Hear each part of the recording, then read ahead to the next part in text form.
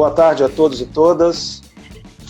Prazer estar aqui com você, Kenner, e com todos os nossos queridos ouvintes aí também, né? Muito bom. Estou explicando aqui para o pessoal a respeito dessa nossa quarentena. Essa quarentena tem também representado uma oportunidade de discutirmos uma série de temas, discutirmos uma série de assuntos ao vivo, de uma maneira gratuita. Quer dizer, essas lives mesmo, elas têm assim, se mostrado uma grande oportunidade de aprendizado, de produção de conhecimento. Recebemos muita gente bacana aqui, tivemos assuntos e temas fundamentais e agora recebemos mais um tema importantíssimo, né?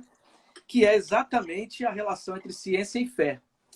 Diante da pandemia, nós ouvimos uma série de narrativas, né? Participamos de reuniões, temos que responder a esta relação que hoje tem se tornado fundamental. E eu acredito que, mais uma vez, teremos uma tarde aqui muito necessária, uma tarde que possibilitará crescermos juntos e contribuirmos aí com a reflexão nesse período de pandemia. Ok, Abel? Então é um prazer te receber aqui. Mais uma vez quero saudar você que está chegando e incentivá-lo aqui. Faça o seguinte, coloca esse aviãozinho aí, manda esse aviãozinho para os teus amigos, para que eles possam participar com a gente. Aperte aí também nos corações. Coraçãozinho, né? Porque eu fiquei sabendo que isso traz mais pessoas para o bate-papo. Algumas pessoas estão chegando, dando boa tarde, conversando aqui com a gente, dizendo que chegou, saudando, e nós também saudamos a todos aí. Bom, eu quero começar aqui, primeiro fazendo uma pequena apresentação, uma apresentação rápida do professor Abdo, para que a gente aí bata um papo sobre esse assunto. O professor Abdo, ele é graduado em filosofia pela Universidade Federal do Espírito Santo, pela UFES, também tem graduação em teologia. Ele depois fez um mestrado em teologia nas faculdades Este e depois, após o seu mestrado, então concluiu o seu doutorado também em teologia, agora na PUC do Rio de Janeiro. O professor Abdo é professor aqui também na Faculdade Unida, responsável pelas cadeiras vinculadas à filosofia da linguagem, teologia e filosofia, teologia pastoral. O professor Abdo é responsável também por nossa coordenação de estágio. Além disso, é pastor há muitos anos, um experiente pastor wesleyano, quer dizer, pastor pentecostal, aqui em Vitória, já foi pastor também em Cariacica, não é isso, Abdo? E em algumas regiões. Cariacica, foi em Cariacica que você foi pastor também, Abdo? Não, eu fui pastor em algumas igrejas, mas todas aqui em Vila Velha, né? Foi em Vila Velha mesmo, né? Em Vila Velha. Sim, e hoje sim. é pastor aqui em Vila Velha, uma igreja que eu tive a oportunidade já de visitar, estar junto com o pessoal lá. E é um amigo, temos produzido muitas coisas juntos, né? Vários artigos, inclusive um artigo que trabalha esse tema. Verdade. Inclusive esse tema, né? Fé e ciência. Moramos no mesmo condomínio. Eu estou aqui falando com ele, mas ele está uns 4 ou 5 andares aqui acima, né? Bom, se der problema na conexão de algum, a gente é só pegar o elevador, subir ou descer, e a gente pode continuar a live. Muito bem. O Abdo, nós moramos no mesmo condomínio, na mesma torre, trabalhamos na mesma sala, dividimos já disciplinas assim de maneira interdisciplinar e escrevemos juntos, quer dizer, pelo menos as esposas são diferentes, né? Graças a Deus. Graças a Deus. Muito bem. Abdo, você quer dar uma palavra aí de saudação inicial aos nossos amigos e amigas que estão chegando? Sim, eu gostaria de cumprimentar todos e todas aí com a boa tarde. Para a gente é sempre um prazer poder compartilhar com vocês, né? Levar um pouquinho do conhecimento da academia, que é a nossa vida, né? Digamos assim. para as pessoas em geral, né? Eu acho que uma coisa boa que a gente poderia fazer, e eu acho que nós estamos fazendo aqui na Faculdade Unida, é popularizar mais o conhecimento acadêmico, teológico, né?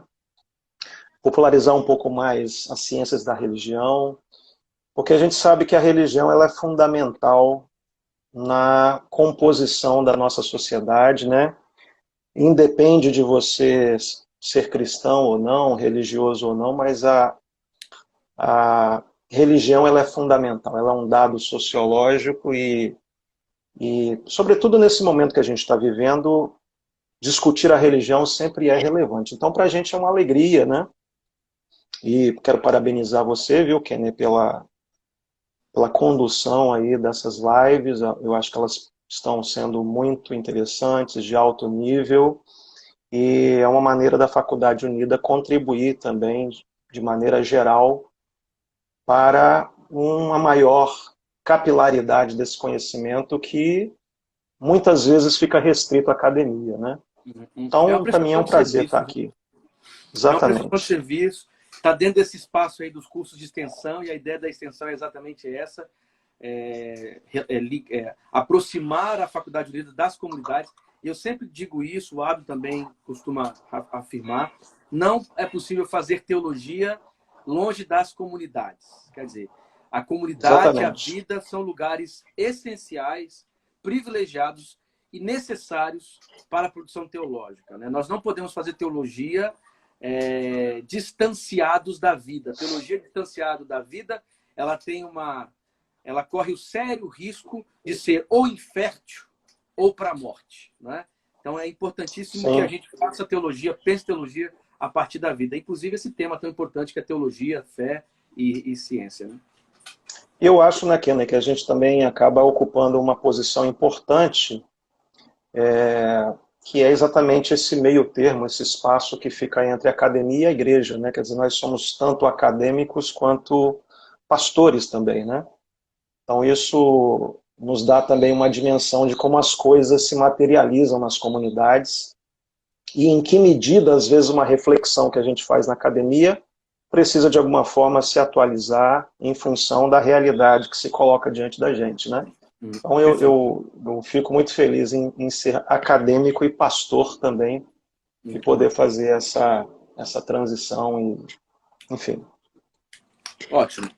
E pensando nisso, Abdo, eu acho que esse tema é fundamental. Eu e Abdo temos participado de alguns encontros, algumas reuniões, onde pastores são convidados para conversar com uma série de setores da sociedade. E um dos temas que sempre aparece é exatamente este, que é, na verdade, é o pano de fundo dessas discussões que nós participamos, que é a relação da igreja, da fé, da religião com a ciência. Nós queremos chegar nesse nosso papo aqui à questão do coronavírus, isso é fundamental. Nós estamos falando em pensar a fé a partir do lugar da vida. Hoje, o lugar da nossa vida é fundamentalmente relacionado com o tema da pandemia, das mortes, da discussão teórica equilibrada. A igreja, as igrejas e as religiões são fundamentais neste contexto por uma série de razões. Tanto para facilitar, para contribuir, como também para, hora e outra, criar entraves, né?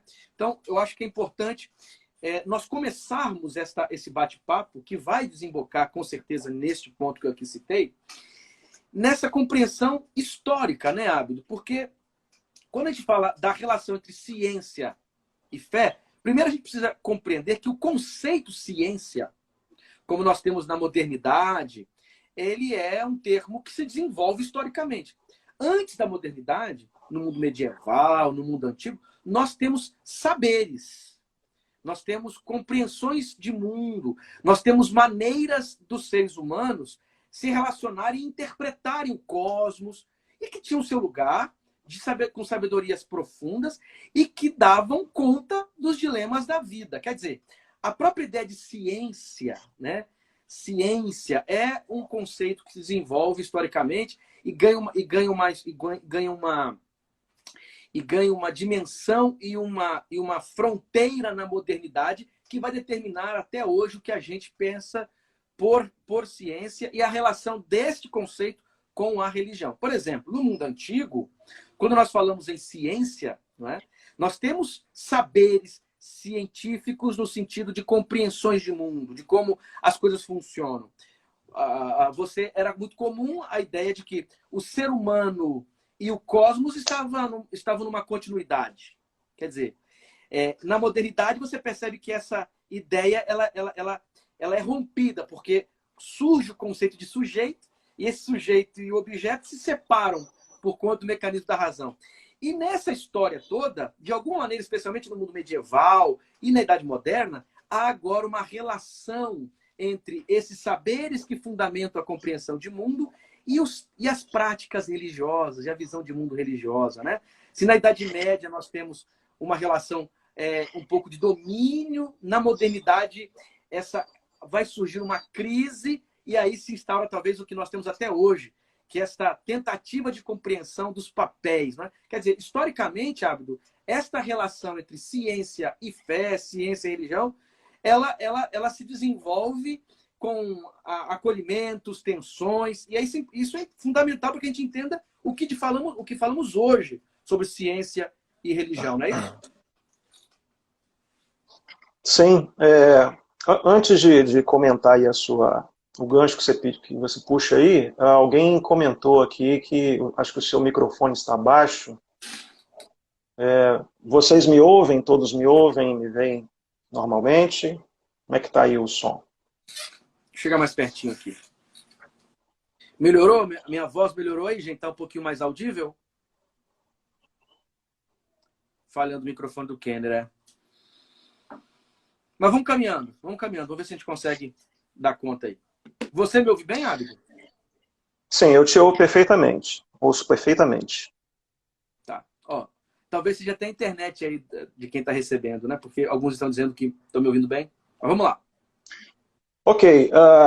Você fala, então, sobre a relação historicamente pensada, né? A relação entre religião e fé. Bem, eu penso que essa relação, ela implica necessariamente em precisar o início da ciência, né? Como você mesmo disse. Nós temos compreensões distintas de ciência ao longo da história. E quando a gente fala de ciência, no sentido que a gente compreende hoje, nós falamos de um produto do século XVII. Ou seja, rigorosamente falando, não há ciência antes do século XVII. É claro que eu não estou aqui dizendo que antes disso, antes do século XVII, não haja tentativa de construção de saberes, né, que se aproximam disso que nós compreendemos como saber científico. Mas é preciso afirmar que a ciência que nasce no século XVII, Kenner, e que tem como os seus principais protagonistas, digamos assim, três figuras, sobretudo, né, o René Descartes, que é um francês, o Francis Bacon, que é um inglês, e o Galileu Galilei, que é um italiano. Quer dizer, a ciência que nasce com esses homens, ela é, em certo sentido, sui generis, ou seja, ela é diferente de tudo o que a precedeu em termos de investigação científica. E por quê? Porque a partir de agora, essa ciência, ou essa nova forma de saber, ela conta com alguns elementos que a distinguem de todas as outras formas de saber anteriores que a gente poderia chamar de ciência, né? Ela, por exemplo, pressupõe um método, isso é novo, e além disso, e também por conta disso, eu diria que ela se transforma numa instituição. Quer dizer, você não tem, antes do século XVII, uma episteme, né, um conhecimento que se confunde com uma instituição e que conta com um método próprio. Então, essas e outras razões nos levam a afirmar que esse produto, essa ciência tal como nós a conhecemos hoje, é um produto, digamos assim, situado, precisamente situado ali no século XVII. E essa ciência, Kenner, ela se apresenta como uma nova forma de conhecer o mundo para, inclusive, se distanciar da forma usual até então de se conhecer o mundo, que era via tradição, né? Via revelação, digamos assim. Então, a ciência é um produto do século XVII e é exatamente por isso que talvez esse seja um bom momento para a gente começar a pensar essas tensões às quais você se refere. Que também, inclusive, é outro subtítulo aqui da nossa live, né? Ou seja, a relação é uma relação de dia que o século XVII já faz nascer a ciência debaixo dessas várias tensões, né? E talvez, eu acho que é importante destacar aqui, talvez desses três pensadores que eu destaco aqui, o Descartes, o Bacon e o Galileu Galilei, talvez aquele que mais se envolveu em querelas, né, em controvérsias com a igreja, tenha sido o próprio Galileu. E ele é muito importante porque, entre outras coisas, foi ele quem consolidou definitivamente essa visão heliocêntrica do mundo, né? Já afirmada, inclusive, um século antes pelo Nicolau Copérnico. Bem, afirmar isso inevitavelmente colocaria Galileu em conflitos com a instituição da Inquisição, né? Já que a igreja estava ligada a uma cosmologia que situava a Terra no centro do espaço. Essa expressão cosmologia, para quem não está habituado, familiarizado, tem a ver com a origem, né, ou a composição do universo e, consequentemente, o nosso papel nessa composição. Quer dizer, a cosmologia da igreja, lá no século XVII, ou até o século XVII, situava a Terra como centro. Bem, a igreja, à época, ainda era suficientemente forte para obrigar o Galileu a se retratar publicamente, é exatamente isso que ela faz. E aí o Galileu é condenado, portanto ele tem que se retratar, mas, curiosamente, ele prossegue com as suas pesquisas, né? A igreja, em certo sentido, permite que ele faça isso. E, na verdade, ali havia uma disputa de poder, e, por exemplo, até porque o astrônomo do colégio papal em Roma, na época, considerado o maior astrólogo da época, um cara chamado Christopher Clavius, confirma todas as pesquisas, né? Confirma a exatidão dos resultados do Galileu, mas, curiosamente, ele não é penalizado por causa disso. Um outro fato interessante que mostra se tratar de uma disputa de poder é o convite que o Galileu faz a alguns dos seus adversários para contemplarem as luas de Júpiter, através de um telescópio que ele mesmo construiu. E interessante que eles se recusam a observar, dizendo que não haveria verdade na natureza. Quer dizer, isso é muito interessante, ou seja, a gente já tem ali essa ideia de que só existe verdade na religião, né? Na religião. Quer dizer, então por que ler a natureza, né? Por que ler a natureza se só há verdade na religião? Que, trazendo para os dias de hoje, não é tão diferente assim, se a gente contextualizar adequadamente, né? Sim, pode falar. Não, você estava falando aí, Abdo, eu pensei no seguinte, porque quando a gente fala em conhecimento e saberes, né, você tem esse conceito de ciência moderna, ela tem uma categoria de saber, ela tem uma compreensão do saber que se enquadra em métodos, em uma centralização da razão e uma espécie de liberdade da tradição, né? Antes disso, você tem produção de compreensão do mundo. Não é? Um exemplo. Você olha no mundo antigo, você tem os farmacoi, né? Os caras que trabalhavam com plantas, que seriam os proto-farmacêuticos, né? Quer dizer, eles tinham um saber. Só que era um saber que vinculava, por exemplo, a linguagem com a realidade. Quer dizer, o uso certo da palavra pode mudar o mundo, não é? A magia como uma espécie de construção e intervenção sobre o mundo, o cosmos como um sistema que, de alguma forma, nos liga a ele. Então, era um tipo de saber que dava conta e que, de certa forma, produziu vida em vários setores. A visão de mundo que dá continuidade entre o sujeito e as coisas gera uma relação de respeito com a vida, que essa separação inicial entre sujeito e objeto foi difícil para compreender o quanto era necessário também respeitar esse Sim. outro que é diferente de mim. Na Idade Média, esse saber não é também só um saber obscurantista. Há muita cultura, há muita literatura, há muita produção de conhecimento, mesmo neste nível aí de um conhecimento dependente da afirmação de uma igreja, de uma instituição, dessas verdades que essa igreja determina. Mas é no mundo moderno, como você indica, no século XVII, que vamos ter esse conceito de ciência como a gente hoje considera, ou a partir da qual pensamos a relação com a religião. Então, antes do século XVII, essa tensão entre religião e ciência não faria qualquer sentido, não é? No mundo medieval, Sim. no mundo antigo, não faria nenhum sentido isso. Mas isso não quer dizer que estes períodos representassem obscurantismo e falta de saberes. É um outro tipo de compreensão, outros tipos de compreensão do mundo. É tanto que hoje nós chamamos de contemporaneidade ou pós-modernidade, sei lá o nome que a gente queira dar, já é uma crítica exatamente a essa compreensão de mundo vinculada ao sistema racionalista, né? Dessa total separação de sujeito e objeto, e etc. Nós estamos aqui bem circunscritos num contexto bem delimitado de compreensão de ciência, né?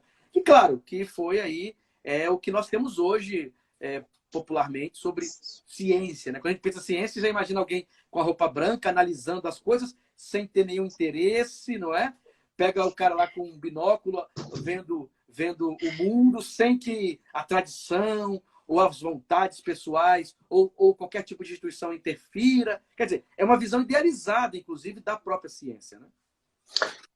E a prova de que o que você está falando é verdadeiro, né? Ou seja, o fato de que na Idade Média você tem saberes é exatamente o fato da igreja, por exemplo, se a gente pensar os referenciais teóricos, digamos assim, da igreja na Idade Média não eram ruins. Por exemplo, em termos de astronomia, a igreja seguia Aristóteles.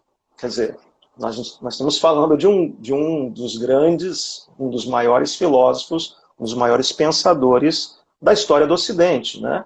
Então o referencial teórico não é ruim. Ele só precisa ser renovado, ele só precisa ser atualizado, né? Ou seja, a questão não é a origem do conhecimento, mas é essa capacidade que todos nós temos, ou não, né? De atualizar mesmo os melhores referenciais teóricos, né? Como eu disse, em termos de astronomia, a igreja seguia Aristóteles. E um dos pressupostos defendidos pela igreja à época era a ideia de que o céu era qualitativamente diferente da Terra. Bem, aqui a gente tem uma mistura, por exemplo, de conhecimento da natureza com conhecimento teológico, né? Porque para a igreja era importante a suposição de que o céu era qualitativamente distinto da Terra. E por que era importante? Porque isso consolidava, de alguma forma, a ideia teológica do céu, ou seja, a ideia de que, de fato, o céu é diferente da Terra, o céu é melhor do que a Terra, um lugar, por exemplo, reservado para os santos, percebe? Então você tem a confusão entre um conceito astronômico de céu e um conceito teológico de céu. E é por isso que, ironicamente, inclusive, o Galileu vai parafrasear o dito de um cardeal chamado Barônio, que diz mais ou menos assim: o Espírito Santo não nos diz como vai o céu, mas como se vai para o céu. Ele faz um trocadilho, usando dois sentidos da expressão céu, ou seja, no primeiro momento o céu no sentido astronômico, no segundo momento o céu no sentido teológico, né? Então, o Galileu ele tem o mérito de ser o primeiro a usar o telescópio para fins científicos, e quando ele entra, quando ele começa, digamos assim, a investigar o céu, ele descobre que Copérnico, que viveu 100 anos antes dele, estava certo. Descobre, por exemplo, que o céu não é qualitativamente diferente da Terra, e então o circo está armado, né, meu amigo? Quem é esse cara subversivo que joga lama no ventilador? Quem é o Galileu? É um ateu? É um agnóstico? Acho que é importante dizer isso. Não. Galileu é um cristão devoto e tudo que ele sugere, tudo que ele sugere e tudo que ele acredita é que é necessário que se faça uma separação hermenêutica, né? Inclusive, tudo sugere que ele inclusive, acreditava na inerrância da Bíblia, né? Então, ele não está discutindo a verdade, a veracidade das Escrituras. Ele aceita as Escrituras sem problemas. A única coisa que ele quer é uma autonomia dos campos. Talvez ele seja o primeiro a reclamar isso, que depois se tornou um fundamento das ciências, né? Ou seja, a autonomia do campo, né? Então ele insiste para que a igreja deixe os assuntos relativos à natureza com a chamada filosofia da natureza, que era como a ciência foi conhecida no primeiro momento, e cuide dos assuntos relativos à Bíblia e ao relacionamento das pessoas com Deus. Ele é o primeiro, então, eu acredito, defensor, né, da autonomia dos saberes. E parece que nesse primeiro momento da relação, nessa fase da compreensão, da construção dos saberes humanos, que é a ciência moderna, né, nessa fase, é inicialmente uma tentativa mesmo de descrever o mundo. E descrevendo o mundo, de alguma forma você percebe como Deus o fez. E não o contrário, né? Não para tirá-lo simplesmente não para negar a existência de Deus. Quer dizer, o que se critica aqui inicialmente é como a tradição teologicamente descrevia o mundo. Quer dizer, agora, você descrever como o mundo e a natureza funcionam cientificamente, nesse primeiro momento, seria, no fundo, apresentar como Deus fez, né? Quer dizer, essa descrição mostra como Deus fez. Mas aí é uma tensão, porque a maneira como essa descrição se dá, o resultado dessa descrição e a forma como, especialmente a Idade Média, pensava como o mundo funcionava, era aí que havia uma tensão. Não era uma tensão entre cientistas e Deus, mas era uma tensão entre cientistas e a concepção de mundo que a igreja tinha. Não é tanto uma negação de Deus inicialmente. Sim. Eu acho que a gente sempre tem a alternativa, a opção de reler os conteúdos históricos, né? Porque, por exemplo, eu percebo as pessoas muito se referindo à relação entre religião e ciência sempre muito polarizadamente, né? Ou seja, alguns afirmam que não há nenhuma controvérsia, não há nenhum conflito entre religião e ciência, e normalmente apelam para o fato de que os primeiros cientistas eram cristãos. Outros não, dizem que de fato são realidades inconciliáveis. Eu acho que para a gente entender isso bem, a gente precisa fazer a distinção entre o que seria a relação historicamente situada, ou seja, como ela se deu, e talvez como ela deveria se dar. Ou seja, a gente sempre tem a oportunidade de olhar para a história e reler essa história, né? Mas a verdade é que de lá para cá, do século XVII para cá, essa relação tem sido marcada por rivalidades, por traumas, né? Essa relação já produziu mártires. Por exemplo, Giordano Bruno, lá no século XVI, foi martirizado por conta de afirmações que destoavam dessa maneira de a igreja compreender os assuntos relacionados à natureza, né? Também já produziu ofensas de ambos os lados.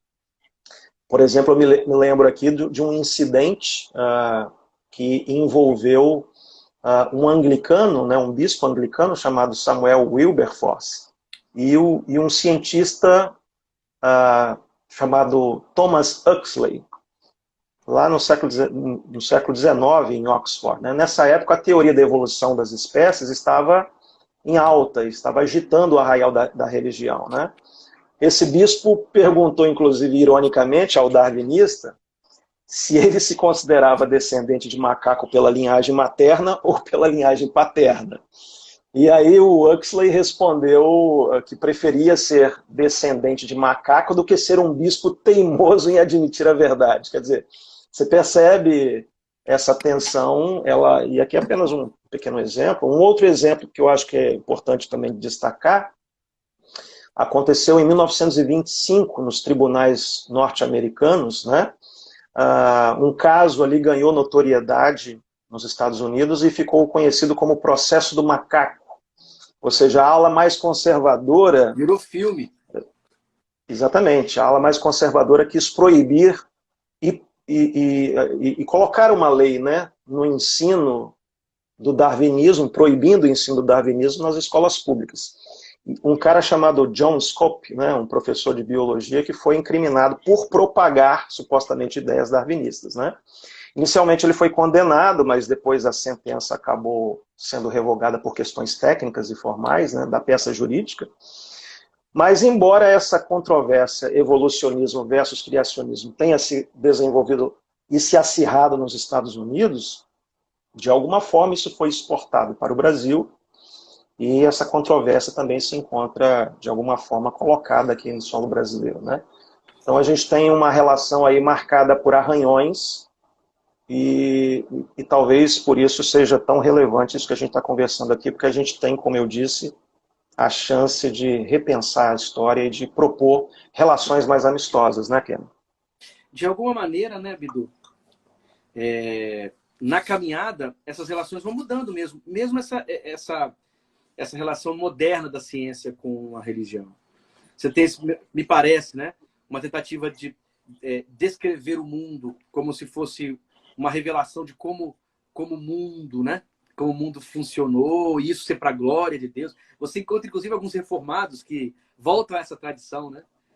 Hoje você encontra isso, quer dizer, eu vou descrever como o mundo como o mundo funciona, e ali eu vou encontrar a beleza da sabedoria de Deus. Então, aí pensa a ciência assim, a ciência é como aquela ferramenta que vai no fundo mostrar a coisa boa que Deus fez, a coisa inteligente que Deus fez. Né? Há uma inteligência nesse design aí, né? Há uma inteligência nesse jeito como o mundo funciona. Quer dizer, isso, quando eu descubro, eu acabo revelando a grandeza, a inteligência de Deus. Mas, ao mesmo tempo, você tem uma ciência que vai, com o tempo, negar. Uma vez que eu não preciso da figura divina nem da religião para explicar como o mundo funciona, essa ciência também vai dizer, então, deixe Deus na sala de estar. Né? Deixe Deus na sala de espera, porque nós estamos compreendendo o mundo. Já passou a época em que Deus dava as cartas com a igreja para nos ensinar como o mundo funciona. Agora nós vamos... Que seria talvez um outro momento da ciência, né? Na relação com a religião. Mas aí vem uma pergunta, né? Para a gente tentar discutir aqui, bater um papo. Quer dizer, nessa perspectiva, então, se o mundo tem se há um discurso científico sobre a vida, então o discurso religioso, ele perde lugar? Quer dizer, nós estamos na academia, nós estamos pensando nas ciências humanas. Quer dizer, quando a gente pensa em ciências humanas, etc., eu vou explicar, inclusive, as coisas mais fundamentais da humanidade, aquelas que nós tratávamos como as mais espirituais da interioridade humana, agora nós não precisamos mais, supostamente, do discurso religioso. Quer dizer, eu estou doente, eu não procuro um xamã, eu procuro um médico. Né? Eu tenho problemas psicológicos, se eu sou um homem moderno, né? Eu não vou procurar um pastor para orar por mim. Claro que eu estou falando isso aqui em tese, porque as pessoas procuram, é exatamente isso. Eu vou procurar um psicólogo que me ajude a explicar, me explique como funciona a minha cabeça, né? Eu assisti uma série que eu recomendo muito, eu acho que é Alice Grace. Aí tem uma cena em que a moça está passando por uma sessão psicanalítica de hipnose. Acho que é Alias Grace, né? Alias Grace. Alias Grace, eu não gosto assim. Alice Grace. Né? Alice Grace, uma coisa assim. E aí, ele faz a seguinte, o cara dá a seguinte exortação. O que está acontecendo aqui não é uma sessão religiosa espírita. É um trabalho científico, porque tinha algumas pessoas ali que eram do espiritismo. É um filme que fala a respeito de uma migrante que vivia nos Estados Unidos e que tinha problemas assim, psicológicos e etc. Só que naquela sessão, ele diz, claro, aqui não é religião, aqui é ciência. Quer dizer, então essa ciência meio que vai tentando colocar a religião no canto como se ela não fosse mais necessária. Diante disso e de todos os riscos que isso representa, pensar a realidade e descrever a realidade a partir de fundamentos da natureza tira o lugar da religião como também uma voz para a compreensão de mundo. Quer dizer, aí tem aquela querela básica, né? Darwin, Gênesis. Quem está com a verdade? Quem explica melhor o mundo? Quem explica melhor? Né? Gênesis, não, é Gênesis, porque Darwin é uma mentira, é uma invenção dos macacos, de gente que crê em macaco. Aí os darwinistas, ou pós-darwinistas, não, a religião ela só aliena e ela explica o mundo de maneira muito primitiva. Quer dizer, de que lado ficar, né? Seria, então, a voz da religião não tem mais espaço? Não há mais nada que a religião possa efetivamente dizer sobre o mundo? Né? Eu acho que uma coisa fundamental aqui nessa sua fala é entender que a Bíblia não foi escrita por cientistas, nem para cientistas, né? Ela foi escrita por pessoas comuns, para pessoas comuns, em sua maioria, e que se utilizaram das categorias disponíveis em sua época para se comunicarem. Bem, eu acho que é óbvio, né, que quando a Bíblia foi escrita não havia ciência. Ciência nesse sentido que a gente fala, rigorosamente pensada, com um método próprio. Portanto, não havia as categorias que mais tarde seriam celebradas pela ciência. Por exemplo, a ideia de objetividade, a ideia de precisão, a ideia de matematização e controle da experimentação dos fenômenos, são elementos que surgem no século XVII com essa nova forma de saber chamada ciência. Então, quando você olha para a Bíblia e busca nela indícios científicos para validá-la, você, na minha opinião, pelo menos, né, destrói qualquer possibilidade de uma interpretação plausível, minimamente responsável, eu diria. Né? Por exemplo, buscar na Bíblia, isso na minha opinião, viu, gente? Isso pode ser contestado, é claro, né? Mas buscar na Bíblia o passo a passo de como o universo se deu, ou seja, buscar o como as coisas se deram, como as coisas vieram a existir, é uma perda de tempo porque a Bíblia simplesmente não se propõe a isso. Então, a gente precisa tomar cuidado com as metáforas, né? As metáforas que a gente pode perceber na própria escritura, né? A ciência tem melhores ferramentas para nos mostrar como tudo veio existir. Por outro lado, a ciência não tem competência para explicar o sentido do mundo, a razão de tudo existir, ou, melhor ainda, quem está por detrás da ordem natural das coisas, né? Quem é esse que está por detrás do universo?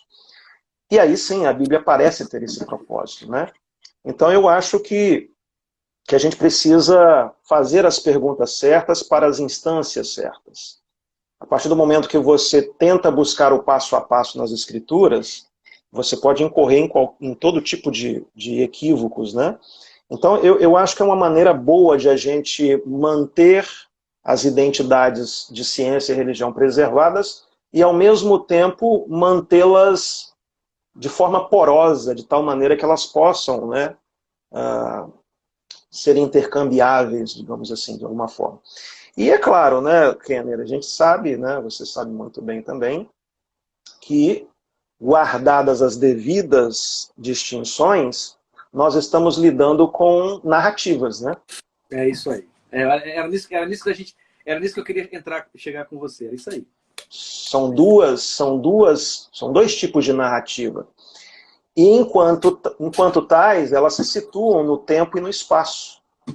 São, nesse sentido, históricas, né? E elas precisam ser compreendidas nessa medida, na medida histórica. Ou seja, algo compreendido historicamente, né, o sentido que eu quero dar aqui, né, algo compreendido historicamente será sempre algo atravessado pelas contingências da história, ou seja, sempre será algo atravessado por tudo o que deriva do fato de ser algo situado. Portanto, que deriva do fato de ser algo interpretável e, eu diria, até interpolável, ou seja, algo sujeito a revisões.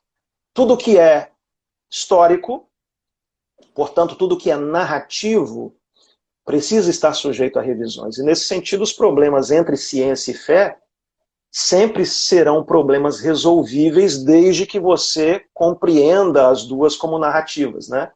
Resolvíveis se você abre mão da ideia de se tratar de conhecimentos supra-históricos, e me parece ser esse o grande problema para o diálogo. é exatamente você entender cada uma desses ramos, cada uma dessas formas de saber, como saberes supra-históricos, né? E aí você não tem como resolver o problema do diálogo.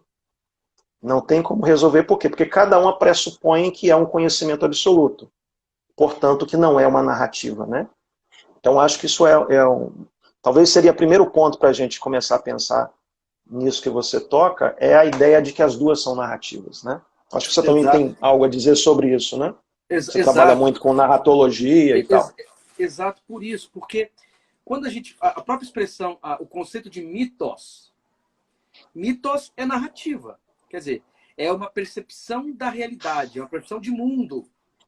Entende? Então, você tem nas Sim. ciências uma proposta de compreensão de mundo. Eu gosto muito de usar o exemplo da poesia. Porque, veja, quando você fala em amor, Desculpa, deu uma travada aí. Repete o que você acabou de eu falar. gosto muito de usar a ilustração da poesia. Poesia. Sim, ok. Porque por exemplo, quando você vai falar de amor, descrever o amor, a poesia descreve o amor. Com as metáforas, no limite da linguagem, na profundidade dos sentidos, na polissemia da palavra. Quer dizer, a poesia é um dizer sobre o amor. Agora, você pode também descrever o amor enquanto uma reação biológica, neural, não é? Quer Sim. dizer, com a fé. Outro dia eu estava assistindo um documentário e neurocientistas falando de como a fé surge. Veja, é uma descrição da realidade da fé. Não é? É um tipo de descortinar do como a fé se dá. Mas tem os seus limites óbvios. Agora, quando você ouve um religioso falando da sua fé, um texto bíblico como Hebreus, né? A fé é o firme fundamento das coisas que não se veem, mas se esperam. Quer dizer, essa fala, essa descrição, essa compreensão do fenômeno fé, você percebe que alcança níveis diferentes. Eu prefiro ouvir um poeta falando de amor do que ler um texto das ciências biológicas sobre o amor.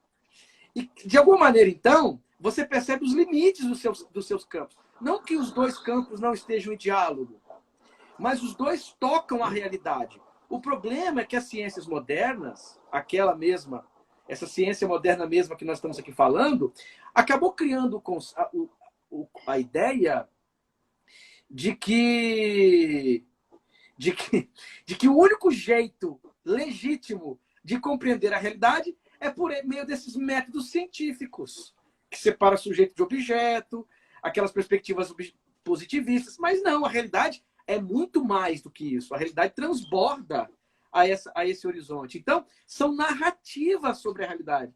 Estava até falando com o Ábido que quando um cientista vai e produz o seu texto agora, resultado da sua pesquisa, aquilo é um texto. Aquilo é uma narrativa sobre a realidade, né? Agora mesmo, esses dias mesmo, ontem, ficamos sabendo que a pesquisa que fundamentava o uso da cloroquina no grande jornal científico lá publicado por 4 cientistas, descobrimos que essa pesquisa estava com uma série de problemas. 3 deles tiraram seus nomes. Ora, eu vejo que da pesquisa a um processo de textualização, aqui se constrói uma narrativa. Então, a ciência é um jeito de compreender o mundo. As narrativas míticas, os mitos religiosos também. Não como mentira. Não como mentira, né? Mas como um jeito de compreender o mundo. O problema talvez seja exatamente quando a gente quer criar disputas. Disputas ou seja, até usando aqui uma perspectiva reformada, né? Misturando as esferas, né? Misturando as esferas de atuação, sei lá, misturando os lugares de trabalho. Quer dizer, quando a ciência quer fazer teologia, ou quando a teologia quer ficar no lugar da ciência, o ideal é quando esses dois campos dialogam. Há tanto tempo. É impossível você pensar exegese bíblica hoje sem dialogar com as ciências humanas. Mas, ao mesmo tempo, Sim. as ciências humanas não podem esgotar o tema que é tratado numa exegese. O objeto da pesquisa dessa exegese. Então, eu acho que essa ideia da narrativa ajuda muito a gente, nos ajuda muito, Ábido, porque a religião, então, tem um lugar, não é? Tem um lugar, Sim. tem um lugar para falar sobre o mundo, criar sentido, especialmente. O lugar da religião... A fé, sim. O lugar da religião Pode... principal seja aí essa coisa do sentido, né? De produzir sentido. A fé se narra de uma forma diferente do modo como a ciência se narra, né? Acho que esse é o ponto. Existem muitos tipos de perguntas, eu diria, que se pode fazer ao mundo, e cada um deles orienta um certo tipo de narrativa, né? Proporciona uma possibilidade de narrativa, né? Eu costumo dizer, Kenner, falo isso muito com os alunos, inclusive numa disciplina que tem tudo a ver com aquilo que a gente está conversando aqui, que é a disciplina de religião e ciência, né? Aproveitando para fazer uma propaganda da Faculdade Unida, né? É um dos poucos currículos teológicos que eu conheço, pelo menos a nível de Brasil, que possui uma disciplina chamada religião e ciência. Então acho que isso é significativo. Eu costumo dizer para os meus alunos que o mundo não vem previamente respondido. Ele não vem com um manual que nos ensina o que nós devemos perguntar a ele. Não é?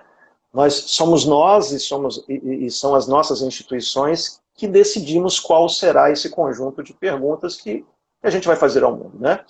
A narrativa, então, na minha percepção, dentro desse contexto que a gente está discutindo, a narrativa, seja a da ciência ou seja a da fé, será sempre determinada pelos limites que a minha lente permite. É isso aí. Mas isso é muito interessante porque até mesmo na ciência isso já foi competentemente assumido.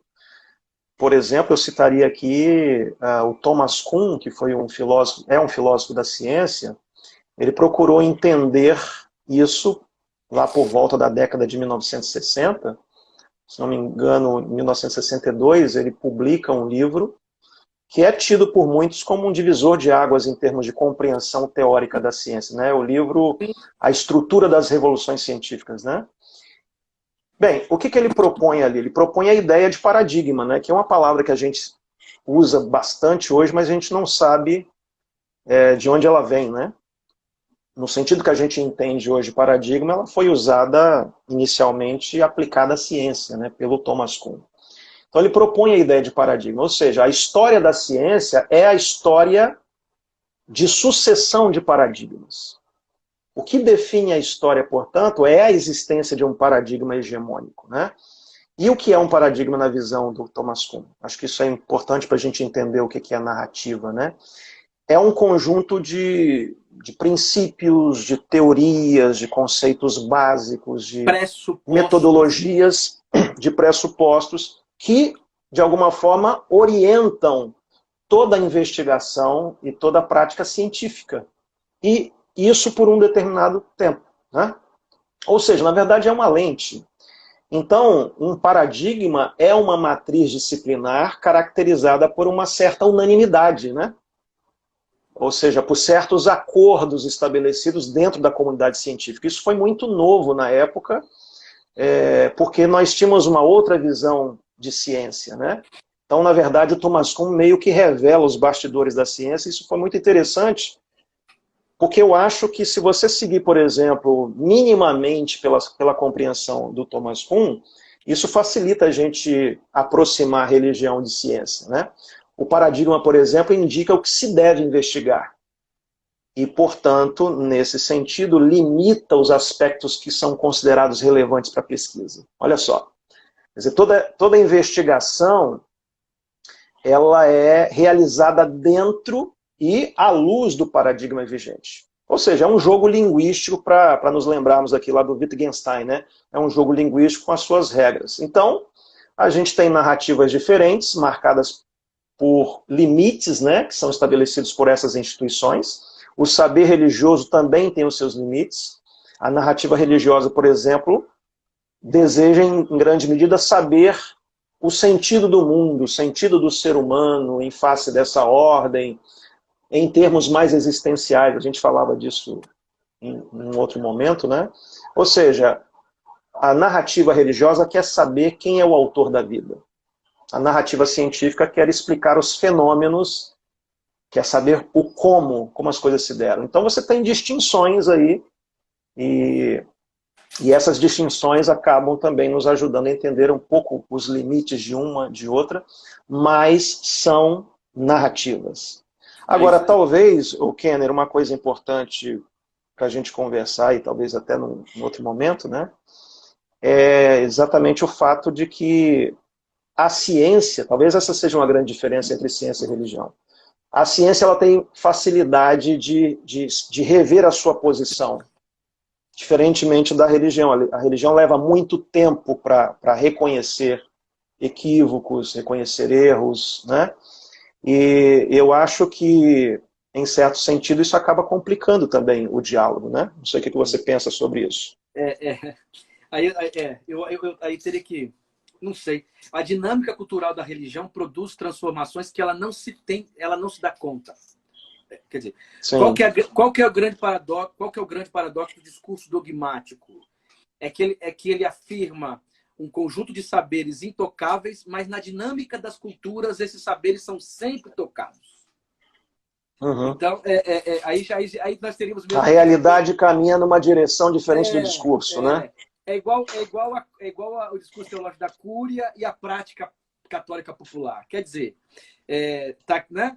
É difícil... Isso aí mereceria mesmo um diálogo mais profundo. E nesse ponto, eu acho que a gente pode agora dar um passo. Quer dizer, ficou bem claro aqui a história, as relações, dá um passo muito interessante. Por quê? Quer dizer, até mesmo esse paradigma, né, da ciência, ele tem um lugar histórico, ele muda, né? Esse paradigma, esse conjunto de pressupostos, métodos, lentes, passa por processo de transformação. É tanto que até você acaba tendo críticas epistemológicas. A crítica à epistemologia racionalista moderna, ela já está bem dada. Quer dizer, é uma denúncia, né? Uma denúncia isso. Quer dizer, esse racionalismo, supostamente, por exemplo, que nega o corpo, nega a vida, nega as experiências, isso é coisa de uma Europa branca, não é? Que desconsidera saberes, por exemplo, do Sul, né? Como diria Boaventura de Souza Santos, né?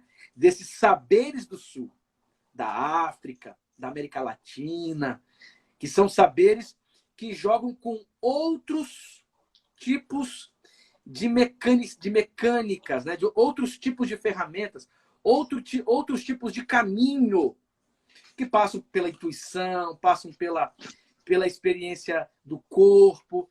Um exemplo, você estava conversando com uma pessoa que foi na África, e aí fez uma pergunta para o cara assim: mas vem cá, me explica um pouco como vocês entendem a relação conjugal e tal.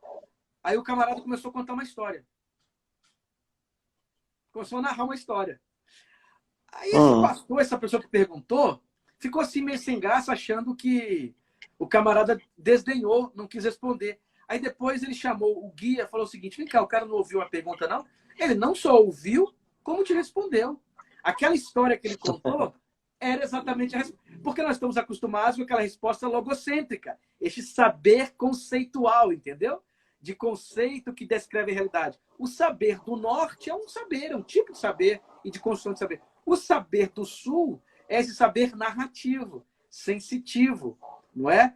Empático, mitológico, que talvez esteja aí o lugar bem da religião, né? Desse jeito religioso de construir o conhecimento. Bom, diante disso tudo, Ábido, dessa relação, desses limites, sabendo, a religião então tem o seu lugar. Nós não somos tão modernos a ponto de dizer que agora a religião ela não tem nada a dizer. Ela tem a dizer e de forma muito importante. E ela tem coisas a dizer que só ela pode dizer, inclusive. Né? Lendo o Nejar, ele falando, fazendo a história da literatura, como um crítico literário, ele diz assim, ó, nós somos todos barrocos. Né? Quer dizer, no fundo, de alguma forma, está todo mundo na tradição barroca, mas tem coisas que dizemos que só nós podemos dizer. Né? Uhum. Né? Isso quer dizer o seguinte, que tem saberes... Falar da lama pressupõe que o seu pé esteja lá, né? Exatamente. Então, tem coisas que só a gente pode dizer. Por mais que tenhamos aí uma partilha interdiscursiva, uma partilha mnemônica, com tantas outras coisas. Então, a religião tem algo a dizer. Ela é importante para a esfera pública. Ela tem algo a falar sobre a vida, sobre a compreensão de mundo, como a ciência também. Só que agora nós vemos um período muito tenso em que o discurso da ciência e o discurso da religião precisam entender seus limites para pensar o enfrentamento ao coronavírus, a essa pandemia. Todo mundo sabe, mas vamos aqui descrever um pouquinho do que estamos falando. Vou dar um exemplo. Eu citei no finalzinho da live anterior, quero retomar aqui. Essa semana, uma mulher procurou, naquela saída do Bolsonaro lá, do presidente, diária que ele faz, e dá entrevista e fala com os jornalistas, uma moça disse, ó, presidente, eu quero que vocês coloquem aqui uma injeção e que apliquem em mim o vírus do corona, que eu não serei infectada, porque eu descobri, Deus me mostrou a solução. Né? E aí ela começa a falar uma série de coisas que eu entendi foi que é com alho. O alho tem produtos, comer alho diariamente eliminaria. A gente ri, mas é triste, né? Eliminaria. É uma narrativa, né? Eliminaria o coronavírus. Aí, olha só, o presidente chamou os assessores, ó, pega o telefone dela aí, para depois vocês conversarem lá com ela, leva ela para conversar com o pessoal da Secretaria do Ministério da Saúde, para que ela possa falar sobre isso, explicar um pouco disso. Quer dizer, ele não quis ouvir direito o Mandetta, mas quis ouvir lá a moça que tinha algo a dizer sobre uma cura fantástica, milagrosa, divina. Bom, aqui nós temos um exemplo, de alguma maneira, dessa religião tentando falar, tentando discutir, tentando compreender o mundo, tentando explicar o mundo, narrativizá-lo e enfrentar o corona. Nós participamos, um outro exemplo, nós participamos de uma reunião, eu e o Ábido, eu e você, Ábido, participamos, em que um dos pastores disse assim, vamos para a rua enfrentar o nosso inimigo frente a frente, porque Deus nos chamou para isso. Não é para se esconder em casa. Com oração nós vamos vencê-los. Ou essa ciência, ela é enganosa, ela é marxista, ela tem alguma coisa aí querendo dominar o mundo e Deus nos chamou para enfrentar isso. Ora, há quase que uma demonização da ciência. Como se a ciência fosse nossa inimiga e a fé e a religião estivessem realmente com a responsabilidade de nos salvar. Bom, aqui, Ábido, nós temos uma questão muito séria. A relação da fé e ciência, à luz desse contexto todo que nós aqui traçamos, para pensar esse enfrentamento do coronavírus, né? Sim, eu acredito que... Quer dizer, eu vou usar aqui uma expressão desgastada, né? Que embora seja desgastada, a gente precisa insistir nela, né? Que é a questão do diálogo. De fato, o negacionismo não favorece em nada o diálogo, né? E como são narrativas diferentes, como a gente falava, né, na live anterior, narrativa da religião é uma narrativa, narrativa da ciência é outra narrativa, mas não são necessariamente e mutuamente excludentes, né? Agora, eu acho que boa parte do problema que nós cristãos ou pessoas da religião enfrentamos num momento como esse, no momento de pandemia, exatamente a nossa dificuldade de dialogar. E eu acho que a primeira coisa para entender e para dialogar adequadamente é possuir um conhecimento da história. Por exemplo, você fez uma primeira pergunta importante, que tentou dar conta da história da relação entre religião e ciência, né? E nós percebemos equívocos como esse que você está mencionando acontecerem ao longo da história. Quer dizer, não é novidade reações da religião como essa, porque isso já aconteceu na história. Mas quando eu desconheço a história, eu também perco a capacidade de aplicar revisões ao meu próprio sistema ou à minha própria narrativa, né? Então eu diria que, em primeiro lugar, esse diálogo pressupõe conhecimento da história, né? Da sua história, e aí nós estamos falando de cristãos que, em geral, desconhecem a sua história, e a história do outro. E também, por que não dizer, a história da própria relação entre a minha narrativa e a narrativa do outro. Quer dizer, nós temos aqui para trás uma história muito bem documentada de como foi essa relação, pelo menos desde o século XVII para cá.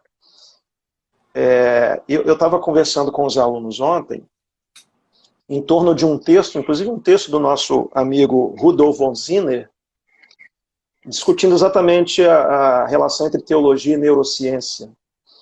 E uma das coisas que eu achei interessante na fala dele, nesse texto, é que o texto não tinha a pretensão de resolver nenhum problema, mas tinha a intenção de desfazer alguns equívocos e alguns preconceitos. E um deles era essa ideia de que tanto a teologia quanto a religião podem descansar tranquilamente, porque nada em termos de conteúdo da ciência teria o poder de afetar os conteúdos da teologia. Quer dizer, esse de fato é um equívoco, né? Porque para dialogar você precisa se abrir a guarda, né? Uma das coisas que o diálogo pressupõe é uma certa fraqueza no seu sistema, né? Para você deixar o outro falar. Ou seja, existem coisas que a ciência está nos indicando nesse momento e que não há nenhuma razão lógica para você ir contra isso, né? Você está citando um exemplo aí que no primeiro momento parece, desculpa, mas um pouco ridículo, né? E é engraçado, mas a gente teve contato com outro exemplo mais ridículo ainda aqui na nossa cidade, aqui, um dos nossos municípios aqui na Serra, um pastor que, ao se deparar num culto público com uma pessoa que estava indo à igreja em busca de cura para o coronavírus, quer dizer, já estava errada em ir à igreja buscar cura pelo coronavírus, tinha que estar em casa, né? Mas, ao saber que a mulher se encontrava nessas condições, ele fez um show com a situação dela. Pegou a mulher, colocou na frente da igreja e disse que ia desafiar o coronavírus. E para isso ele pegou a máscara dela, supostamente então contaminada, porque ela estava lá com o teste dela, né? Teste positivo. Ele pegou a máscara e colocou no rosto, para dizer para a igreja que, nesse sentido, o poder de Deus desafia. Quer dizer, isso é uma total irresponsabilidade, né? E, em grande medida, isso deriva, na minha opinião, de nós não conhecermos os mesmos equívocos tendo acontecido na história e portanto, o conhecimento de que eles já se mostraram reais, possíveis, mas também a capacidade de nós revisionarmos isso, né, e darmos outras respostas, né, realizar outras leituras. Então, eu acho que o primeiro ponto para essa discussão que você levanta é um diálogo que pressuponha a história de si mesmo e a história do outro, né? Todos os projetos de colonialismo que se instauraram aqui na América tiveram como um dos seus elementos primordiais e fundamentais o desconhecimento do outro, o desconhecimento da história do outro, né?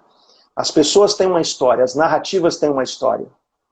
E desconhecer a história do outro sempre vai possibilitar que você faça uma leitura equivocada e, portanto, cometa os mesmos erros que já foram cometidos, né?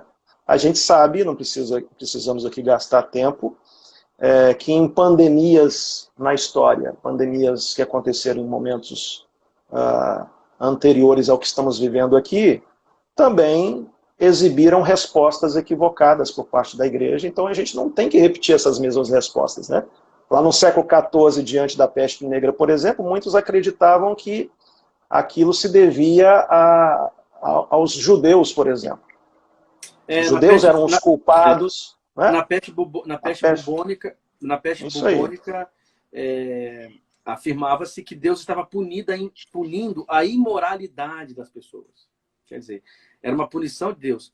E isso por quê? Porque, de alguma maneira, eles não estavam vivendo como Deus gostaria que vivessem, então Deus estava punindo, estava limpando.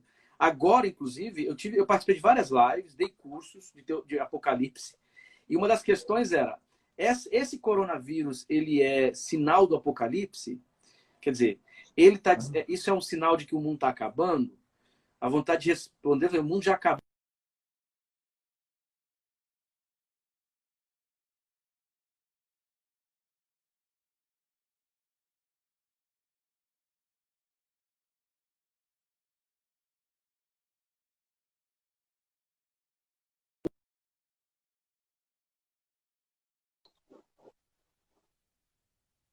Deu uma travada no seu vídeo aqui, Kenner.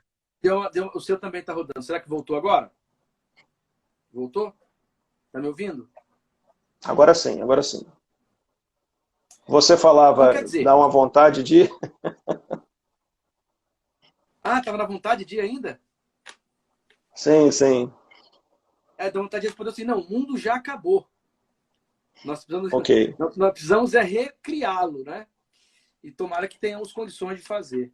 Bom, ou pelo menos este mundo, né? Este mundo no qual estávamos, esse sistema, ficou muito claro o quanto ele é perigoso. Esse jeito de pensarmos economia, de funcionarmos, esse sistema no qual estávamos denuncia que precisamos mudar. Desde as relações mais simples à macroeconomia. Da macroeconomia às relações humanas, né? E se não mudarmos, e se não pensarmos outro jeito, inclusive de partilha de bens, etc., nós vai dar um boot aí, vai dar um tilt e não sei para onde esse trem vai. Aí quando Jesus voltar, não vai ter mais ninguém aqui para ir buscar. Bom, quer dizer, o que parece agora, neste momento, é que as respostas religiosas estão fora de lugar em alguns momentos. Ouvindo o que você falou da história, como a religião respondeu errado, me parece duas coisas. Não sei se você concorda comigo. Pensando a pandemia, como se enfrenta uma doença como a pandemia? Se enfrenta com esperança e se enfrenta com conhecimento. Se enfrenta com sentido e se enfrenta com ciência. Né? Então, você tem instrumentos científicos. Pandemia, você se enfrenta entendendo como ela funciona, produzindo remédios, levando em consideração as orientações que os médicos e os técnicos e os cientistas apontam, porque eles estão pesquisando no laboratório, na história, como se faz. Nesse processo aqui, esta ação, esta prática, ela precisa de esperança, ela precisa se alimentar de esperança. Ela precisa se alimentar de sentido. Quem vai fazer isso? As religiões podem fazer isso. A prática de fé pode fazer isso. Quer dizer, dar esperança a quem está enfrentando esse coronavírus com a ciência. Ou seja, nós enfrentamos a pandemia com a ciência. Nós não podemos enfrentar a ciência na pandemia. Então, vamos enfrentar a pandemia com as ciências, enchendo-a de esperança. Quer dizer, com alguns discursos da religião, tipo, cremos que Deus e que a fé podem, de alguma maneira, contribuir para que os cientistas produzam, entender na própria ciência ato de revelação, ato de cuidado de Deus. Quer dizer, aqui a religião, ela não atrapalha, pelo contrário, ela alimenta, não é? Ela dá fôlego. Eu, pastor, estou aqui considerando todos os indicadores, considerando todo o perigo, todos os riscos e todas as afirmações, sim, momentâneas, frágeis da ciência, e levando para os meus ouvintes a ideia de que nós precisamos enfrentar com fé, com esperança, à luz destas coisas todas que a ciência tem dito, e não o contrário. Quer dizer, aí uma boa formação teológica, se você quiser uma boa formação teológica, aqui na Unida você pode ter, inclusive, para levar em consideração isso. Quer dizer, compreender a fé aqui não como uma espécie de antagônica à ciência, do tipo, eu tenho fé, então eu vou orar e não preciso da ciência. Por que não olho assim? Ó? Eu tenho fé e acredito que a ciência vai nos dar instrumentos para enfrentarmos a pandemia. O pessoal agora ficou aí chateado, querendo desqualificar a ciência, porque supostamente descobriram que os assintomáticos não transmitem, não é? Não transmitem o vírus. Uhum. Aí depois descobriram que foi uma leitura errada que fizeram da fala da moça. Os caras ficam, então, em nome dessa fé, meio que querendo catar o erro da ciência. Essa relação antagônica, isso aqui é falta de fé, inclusive. É falta de fé. Sim. Quer dizer, então eu acho que essas duas coisas ajudam. Esperança e técnica. Sentido e ciência. As duas vão aí neste processo de enfrentamento ao coronavírus. Sim, como eu dizia na primeira etapa da nossa live, você disse que tem muitas pessoas aí que estão em busca de um erro da ciência para tentar afirmar a religião. A gente não precisa disso, porque faz parte do DNA da ciência, como eu disse, as suas constantes revisões, né? Faz parte do modo de ser da ciência o fato de ela constantemente se superar. Então, por exemplo, a ciência, quando se encontra diante de uma base falsa e consegue melhorar essa base, esse fundamento, ela vibra, né? E, sobretudo, nesse momento em que nós vivemos, a gente tem que ter muita paciência com a ciência, porque tudo é novo. E você sabe, né, Ken, a ciência precisa de tempo, coisa que nós não temos nesse momento. Porque houve uma paradeira, né, geral, uma quebradeira geral, então o mundo precisa de respostas. E nós, então, se por um lado não temos tempo para esperar, muita gente morrendo, e a vida não, né, a vida e a morte, né, às vezes precisam que você dê respostas rápidas para que então aquilo que é vida não se transforme em morte, mas a ciência, por outro lado, precisa de tempo. Então a gente tem que ter paciência, porque certos protocolos que no início foram divulgados, é natural que eles sejam corrigidos ao longo do tempo. Ainda bem. Por quê? E ainda bem.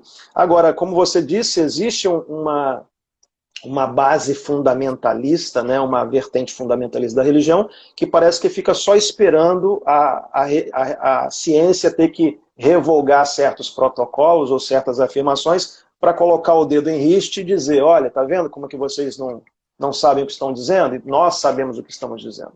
Quer dizer, assim como a religião, a ciência, como eu disse, fazer parte do seu DNA o fato de ela ter que se repensar, na minha opinião, essa também deveria ser a perspectiva da religião, né? Ou seja, a gente não precisa pedir desculpas, ou pelo menos não precisaríamos, de fazer afirmações que com o tempo se mostrem frágeis. A gente simplesmente precisa entender que isso faz parte do processo epistemológico, né? Do processo de conhecimento. Mas quando você não aceita isso, de fato, fica muito complicado. Eu acho que você descreve perfeitamente, né, os papéis. A religião, em grande medida, ela tem um papel fundamental na esperança, no estabelecimento da esperança. E não só esperança para a ciência enquanto instituição, mas esperança para os cientistas, né? Esse pessoal que está na linha de frente aí trabalhando incansavelmente. Eu tenho lidado aí com alguns conhecidos que estão trabalhando na linha de frente e que estão trabalhando também tentando descobrir caminhos mais seguros, né? de pessoas que estão completamente esgotadas, pessoas que precisam de esperança, porque são humanas também, o cientista é humano. E é nesse sentido que eu acho que a igreja tem a sua grande oportunidade de contribuir. Agora, ela não deveria querer contribuir em assuntos para os quais ela não dispõe de ferramental adequado. Então, por que eu vou discutir uma coisa que está fora do âmbito da minha competência, né? Então, por exemplo, eu, e você também, e tantos outros que nos ouvem aqui certamente, eu fui um dos primeiros pastores aqui em Vila Velha a cancelar os cultos da minha igreja. Eu sou pastor também de uma igreja local, eu tenho uma infectologista aqui na minha igreja e outros profissionais de saúde, e quando nós tivemos o primeiro caso de contato local, de transmissão local, a gente estava no início ainda, acho que o segundo ou terceiro caso, ela virou para mim e disse o seguinte: olha, eu aconselho que a gente, a partir de agora, o protocolo é cancelar os cultos e eu aconselho que se faça isso. Eu não discuti. Isso foi num sábado, eu recebi essa notícia no sábado, no domingo já não tinha culto.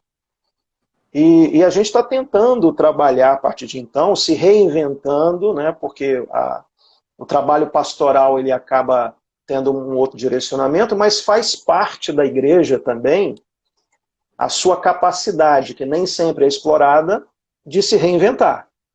Não é a primeira vez que isso acontece, né, Kenner? A necessidade de a igreja se reinventar. Então, eu acho que este é o momento em que nós, enquanto igreja, precisamos nos reinventar e descobrir a amplitude do que significa ser igreja. Quer dizer, a igreja não significa apenas cultos presenciais, embora isso seja uma parte importante do seu DNA, mas nós tivemos outros momentos na história em que a igreja teve que se isolar também, e nem por isso a igreja deixou de ser igreja, né? Eu acho que dentro disso que você está falando, um bom parâmetro, mas que a gente ignora em grande medida, é o lugar mais comum que possibilitaria o diálogo entre religião e ciência. Para mim, o lugar mais comum é a luta pela vida. É isso aí. Quer dizer, quando você está preocupado com a luta pela vida, tudo mais se torna pequeno, né? Quer dizer, existem diferenças entre ciência e religião? Sim, eu tenho escrito sobre isso, você também. Ano retrasado eu escrevi um artigo tentando mapear as provocações que esse novo movimento chamado de pós-humanismo acaba oferecendo à teologia, provocações que o pós-humanismo acaba trazendo para a teologia. Tentei mapear isso, quer dizer, tem coisas que a gente não sabe como resolver ainda, em face das descobertas da ciência. Mas é preciso paciência e é preciso ignorar as diferenças, essas diferenças que nos separam, quando o que está em jogo é a luta pela vida. E eu vejo, você citou aí algumas reuniões com lideranças religiosas que nós dois participamos, e a gente percebe nas falas dos colegas, de muitos colegas, não de todos, como que a vida vai sendo colocada em segundo, terceiro, quarto, quinto plano, né? O pessoal está discutindo, por exemplo, detalhes da lei para voltar aos cultos presenciais. Quer dizer, não se trata de discutir isso no nível da lei. Se trata de tomar os caminhos necessários, as precauções necessárias, como você disse, para a preservação da vida. Então, o que está em jogo é a vida, todas as minhas diferenças, as diferenças da religião com relação à ciência e vice-versa, deveriam ser colocadas em segundo, terceiro ou último plano. Né? Ou seja, eu acho que se a gente fizesse isso, tanto ciência quanto religião, porque isso também não é um problema só da religião, há também muito fundamentalismo em certas expressões da ciência, não da ciência, mas de certos cientistas, né? É uma espécie de cientificismo. Exatamente. Quer dizer, que torna também essa coisa da ciência quase que uma prática idólatra, acrítica, não é? Claro. Agora, né?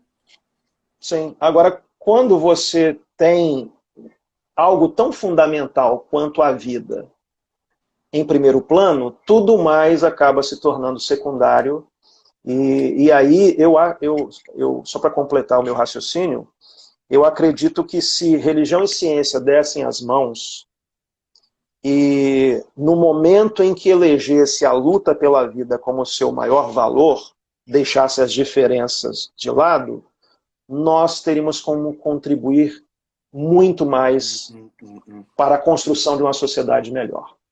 E eu acho que esse ponto é fundamental, Abdo, e nós vamos terminando, inclusive, com isso.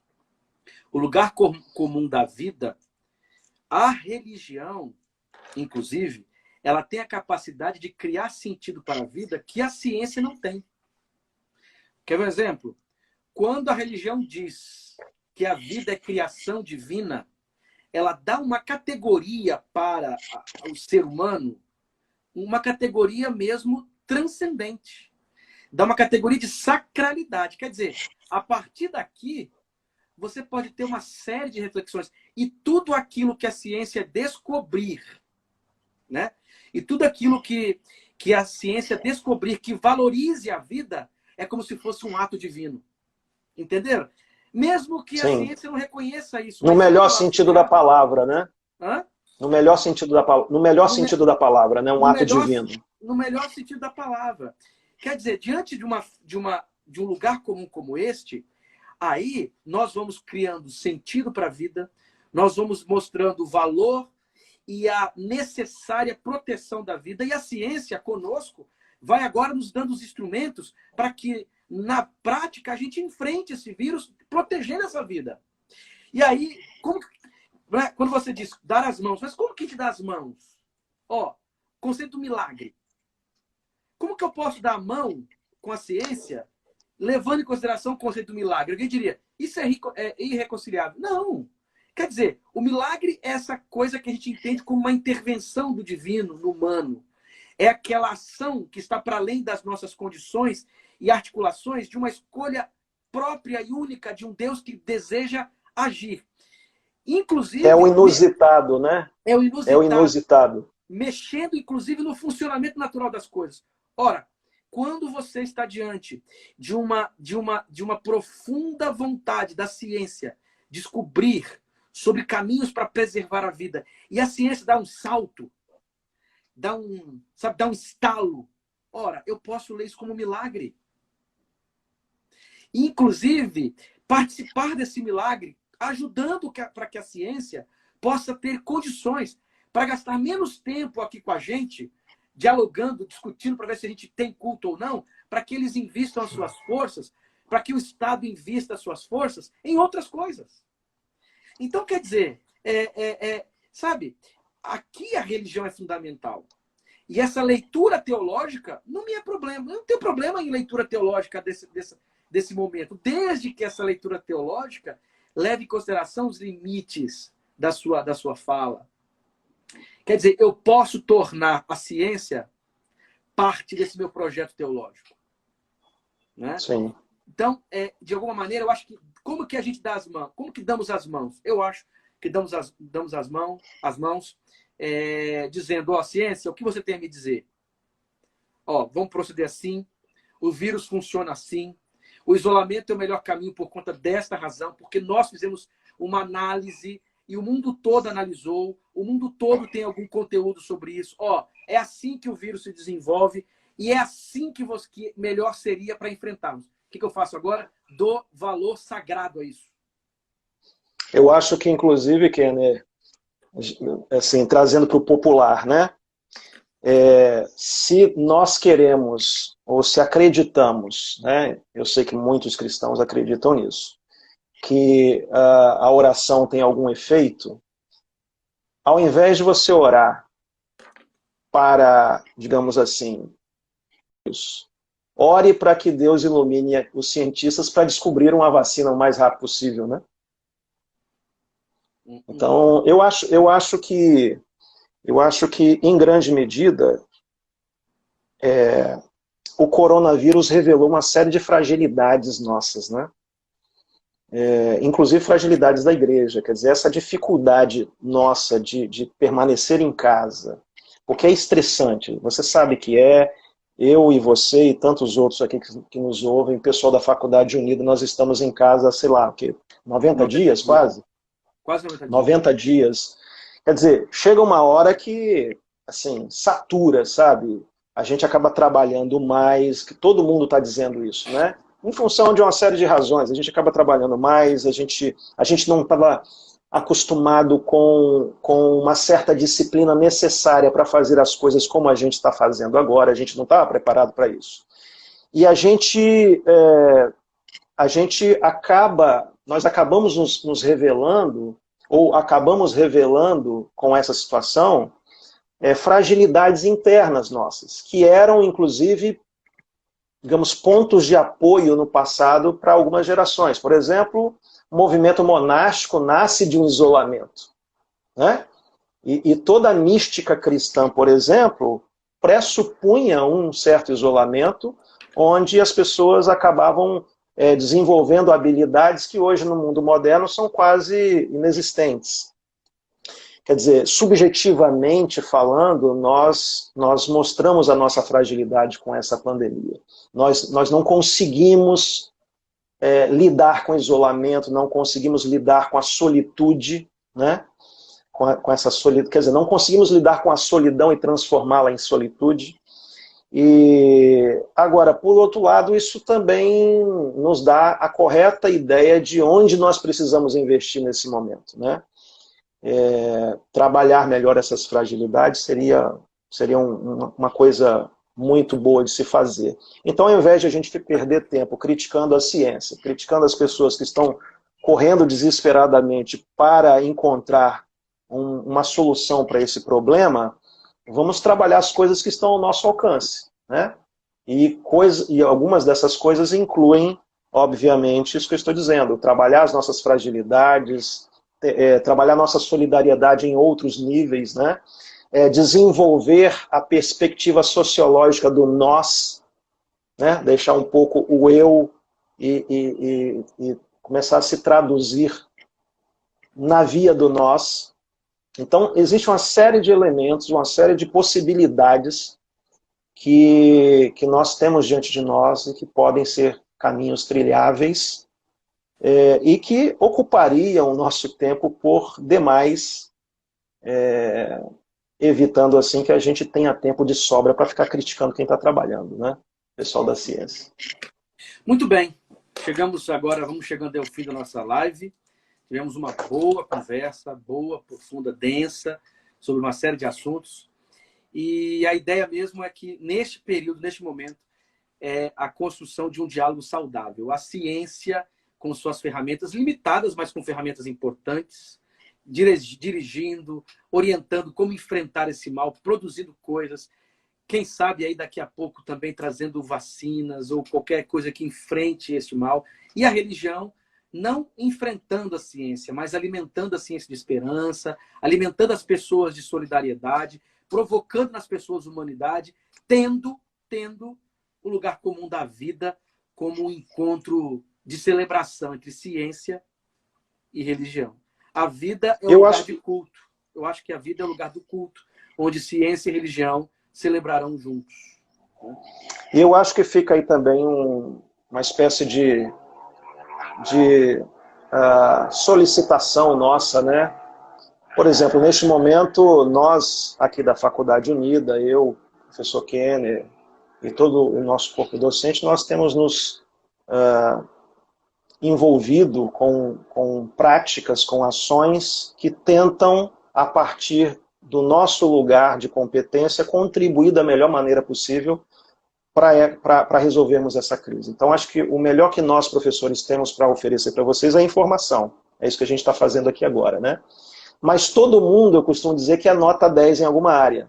Talvez você não seja nota 10 em teologia, em ciência da religião, ou numa área acadêmica específica, mas você tem alguma coisa boa e, certamente, se o valor maior para você é a defesa pela vida, você tem algo a contribuir. Então, vamos usar o que nós temos de melhor, né, Kenner, para dar nossa contribuição. Deixar o pessoal de ciência trabalhar com as pesquisas. Você não é de ciência, mas você é da esperança. Você não é da esperança, mas você é da ação, em algum sentido. Você é alguém que está produzindo a economia, enfim. Nós, a partir dos nossos lugares, podemos oferecer o que nós temos de melhor para a gente sair logo dessa situação, né? Ótimo, muito bem. Gente, obrigado. Obrigado a todos e todas vocês que participaram com a gente aqui. Essa live vai ficar gravada no nosso Instagram, mas também será baixada e vai passar por uma edição bonita e vai ficar lá no nosso canal do YouTube. Procure o nosso canal do YouTube, se inscreva, assine lá, aperte lá no sininho, para você ter acesso a essas discussões. Muitas discussões importantes foram feitas aqui durante essa quarentena e antes também, palestras e uma série de debates que estão lá arquivados no nosso canal do YouTube. Te indico também o nosso site. Tem muita coisa no site, cursos gratuitos, não é? Tem aqui um curso sobre teologia latino-americana em inglês, com textos em inglês para ajudar ainda mais a sua prática com a língua, com o professor Gran e outros professores convidados, professores internacionais. Agora, dia 19, temos o curso sobre islamismo, né? Sobre teologia islâmica. Olha que interessante. E esse curso vai ser ministrado por um pesquisador da cultura árabe e do islamismo e pós-doutor em tradição islâmica, né? Ele estará com a gente, o curso ao vivo, não é? E você pode se inscrever, tem certificado. Quer dizer, nós da Faculdade Unida temos aí tentado de todas as formas contribuir nessa quarentena para a formação e criar esperança, né? Nós somos cientistas, mas da religião. Queremos seguir as orientações dos cientistas que trabalham com o enfrentamento do coronavírus e possibilitar outras áreas científicas que contribuam também para enfrentarmos em outro nível este mal que nos atinge, ok? Um abraço. Obrigado, Abdo, professor Abdo, por este bate-papo. Obrigado pelo... Eu que agradeço, Kenner. Obrigado pelo espaço aí e aos nossos queridos ouvintes aí também. Muito obrigado pela companhia. Que Deus os abençoe. Deus os abençoe. Um abraço a todos. Abraço. Tchau, tchau.